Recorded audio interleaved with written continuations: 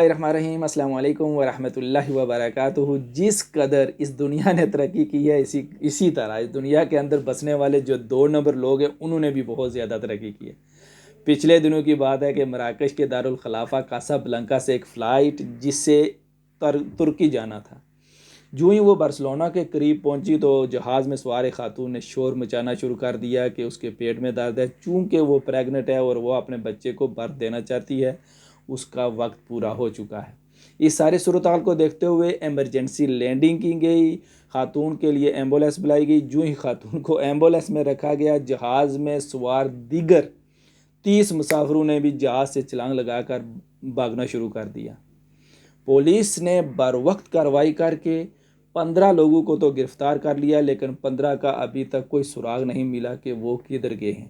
اس خاتون کو جو ہی متعلقہ اسپتال لے جایا گیا، وہاں چیک کرایا گیا تو پتہ چلا کہ وہ سرے سے پریگننٹ تھی نہیں، یہ سب بہانہ تھا 29 لوگوں کو اسپین میں داخل کرنے کا۔ اور اسی طرح کی ایک واردات پچھلے سال اسپین ہی کے جزیرے مانورکا میں ہوئی تھی۔ ایک مسافر نے یہ بہانہ کیا تھا کہ اسے ہارٹ پرابلم ہو رہا ہے، اس کے لیے بھی ایمرجنسی لینڈنگ کی گئی تھی۔ جب لینڈنگ کی گئی تو دیگر جو مسافر سوار تھے انہوں نے بھی اسی طرح چھلانگ لگا کر بھاگنا شروع کر دیا تھا۔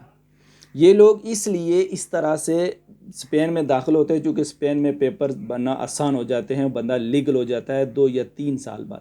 یوں بہت زیادہ آسان بھی نہیں ہے کہ ان 3 سال کے اندر بھی ایک بڑا سٹرگل موجود ہوتا ہے اور اس کے بعد ہی اسپین اور یورپ کے پیپر بن جاتے ہیں۔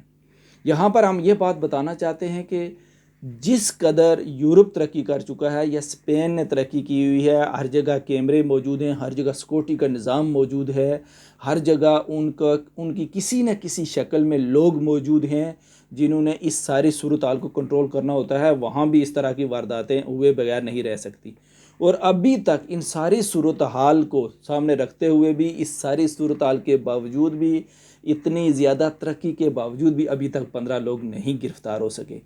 یہ وہ لوگ ہوتے ہیں جو پروفیشنل لوگ ہوتے ہیں، جنہوں نے ہر چیز کا توڑ رکھا ہوا ہوتا ہے۔ کہیں نہ کہیں ان کے ذہن میں کوئی نہ کوئی چیز گھوم رہی ہوتی ہے۔